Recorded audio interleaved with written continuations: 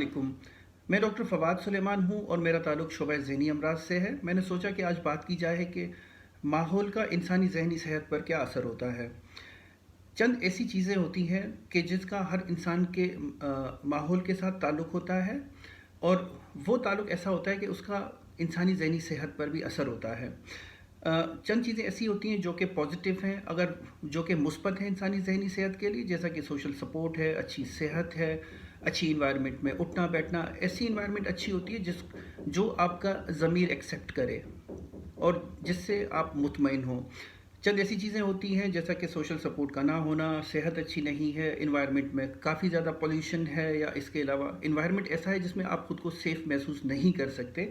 तो देखा गया है कि इस तरह की इन्वायरमेंट का इंसानी ज़हनी सेहत पर मनफी असर है, जिसकी वजह से चंद मेंटल हेल्थ की इलनेसेस हैं जो स्टार्ट हो सकती हैं, जिनके स्टार्ट होने का खदशा होता है अगर वो इस इंसान की पहले से ही जेनेटिक्स में कंडीशंस रन कर रही होती हैं। तो चूंकि आज मैं स्पेसिफाई करूंगा इन्वायरमेंटल फैक्टर्स पर, तो सबसे पहले मैं ये बताना चाहूँगा कि चंद ऐसी चीज़ें होती हैं जो कि होम इन्वायरमेंट में हम एक्सपीरियंस कर रहे होते हैं कि हम साइलेंटली एक दूसरे को रिजेक्ट कर रहे होते हैं। फॉर एग्जांपल, दो पेरेंट्स हैं, माँ बाप हैं, वो चुप बैठे हैं लेकिन एक दूसरे के आइडियाज़ को अप्रिशिएट नहीं करते, खामोशी में एक दूसरे को, उनका एक दूसरे की तरफ रद्द अमल इनकारी है। इससे ये हो सकता है कि वहाँ मौजूद दूसरे बच्चे या दूसरे अफराद में घबराहट, बेचैनी हो सकती है। ये भी स्टडीज़ ने प्रूव किया है कि इंसान से भी वेव्स, शुआएं निकल रही होती हैं।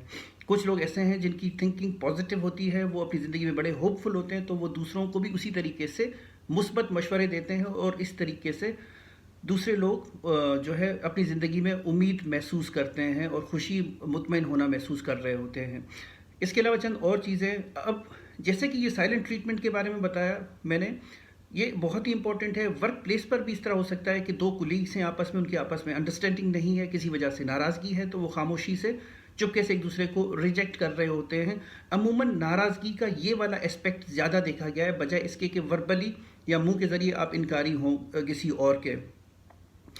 अब माहौल के हवाले से दूसरी मैं बात करूँगा, कुछ इन्वायरमेंट्स ऐसी होती हैं जिसे साइंटिफिकली अब्यूजिव कहा जाता है, कि जिसमें आपको ऐसा फील होता है कि आपको हरास किया जा रहा है, आपके आइडियाज़ को, आपके नज़रिए को सुना नहीं जा रहा, उसको रिजेक्ट किया जा रहा है, आपको उस तरीके से टाइम नहीं दिया जा रहा, आपकी बातों को सुना नहीं जा रहा, उनको अप्रिशिएट नहीं किया जा रहा।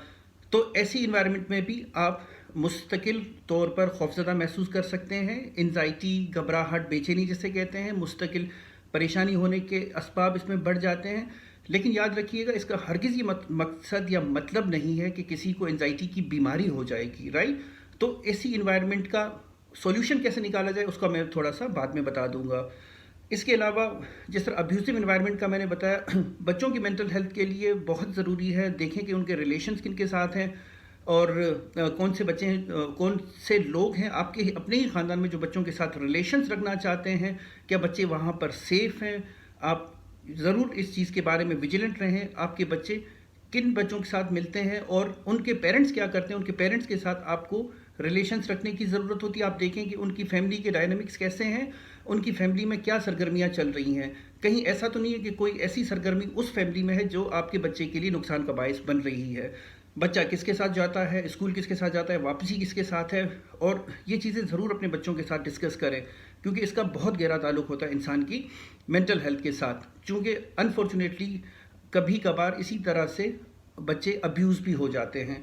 या इसके अलावा अब्यूज़ इज़ वेरी कॉमन, हमारी सोसाइटी में भी अब्यूज़ बहुत कॉमन है।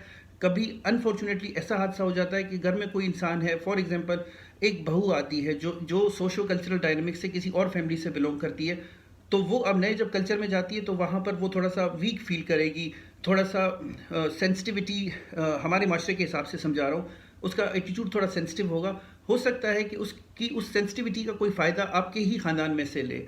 तो इन चीज़ों के बारे में हमें बहुत कॉशियस रहना चाहिए कि माहौल क्या है, उसका असर क्या है, हम पर क्या है, हमारे साथ रहने वाले लोगों पर क्या है। मसाइल को फ़ौरन हल किया जाना चाहिए, पोस्टपोन नहीं करना चाहिए, आइडियाज़ को डिस्कस करना चाहिए, बच्चों को रोज़ाना की बुनियाद पर उनके लिए थोड़ा सा टाइम लेकर अकेले में बिठाकर आप बच्चों को सुन सकते हैं, अपने फ्रेंड्स को, अपने स्पाउस को, अपने शरीक हयात को। देखें कि क्या हो रहा है माहौल में। आप अगर ऑफिस में हैं तो फ्रीक्वेंटली घर में आप जो है ڈپینڈ کرتا ہے کہ آپ کی مصروفیات کیسی ہیں. گھر میں حال پوچھ لیا کہ لوگ کیسا کر رہے ہیں اور گھر کے حالات کیسے ہیں. تو یہ چند چیزیں میرے خیال سے اگر ان پر ہم ایمفیسائز کریں، اس پر نظر رکھیں، تو کافی حد تک ہم اپنے ماحول کو بہتر بنا سکتے ہیں اور کافی حد تک ہم اویئرنیس کریٹ کر سکتے ہیں تاکہ ماحول کا منفی اثر ہماری ذہنی صحت پر نہ رہے. آپ سب کے سننے کا بہت شکریہ.